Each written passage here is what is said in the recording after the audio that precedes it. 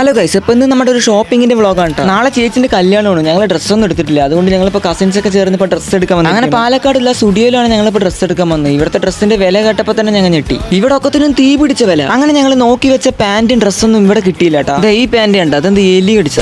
അങ്ങനെ ഞങ്ങൾ ഉദ്ദേശിച്ച സാധനം ഇവിടെ കിട്ടിയില്ല. അങ്ങനെ ഇപ്പോൾ അവിടെ നിന്ന് ഇറങ്ങുമ്പോൾ ഡോറ് തനിയെ തുറക്കണു. എന്തായാലും ടെക്നോളജിന്റെ ഒക്കെ ഒരു വളർച്ച. അങ്ങനെ ഇപ്പോൾ അവിടെ നിന്ന് ഇറങ്ങി അതിന്റെ അടുത്തുള്ള ഒരു കടയിൽ പോയി. ഇവിടെ നിന്ന് ഞങ്ങൾ ഉദ്ദേശിച്ച പാന്റ് കിട്ടുന്നായിരുന്നു ഞങ്ങൾ വിചാരിച്ചു. അങ്ങനെ ഇപ്പോൾ ഇവിടെ വന്ന് തെരഞ്ഞ് ഞങ്ങൾ വന്ന വഴി തന്നെ മറന്നുപോയി. അങ്ങനെ അവിടെ രണ്ട് പിള്ളേർ നിൽക്കുന്നു. അവൻ്റെ ചോദിക്കാൻ പറഞ്ഞാൽ അത് പ്രതിമ. പിന്നീടാണ് മനസ്സിലായത് ഞങ്ങളിപ്പോൾ 3rd ഫ്ലോറിലാണെന്നുള്ളത്. ഇനിയിപ്പോൾ ഇവിടെ നിന്നാൽ ഡ്രസ്സൊന്നും കിട്ടില്ല എന്നാണ് ഞങ്ങൾക്ക് തോന്നുന്നത്. അതുകൊണ്ട് ഞങ്ങൾ നനച്ച വണ്ടി കയറി പാലക്കാട് ടൗൺ സ്റ്റാൻഡിലേക്ക് വിട്ടു. അങ്ങനെ ഇപ്പോൾ അവിടെ അടുത്തുള്ള ഒരു കട കണ്ടപ്പോൾ നേരെ അവിടെ കയറി. അങ്ങനെ ഇപ്പോൾ ആ കടയിലുള്ള എല്ലാ പാന്റും വലിച്ചു വരിയിട്ടപ്പോൾ ഞങ്ങൾ ഒരു പാന്റ് സെലക്ട് ചെയ്തു. ഇവൻ ഒരേ നിർബന്ധം ഗൂർക്ക പാന്റ് തന്നെ വേണത്ര. അങ്ങനെ അവസാനം അവന് ഇഷ്ടമുള്ള ഒരു പാന്റ് കിട്ടിയിട്ടുണ്ട്.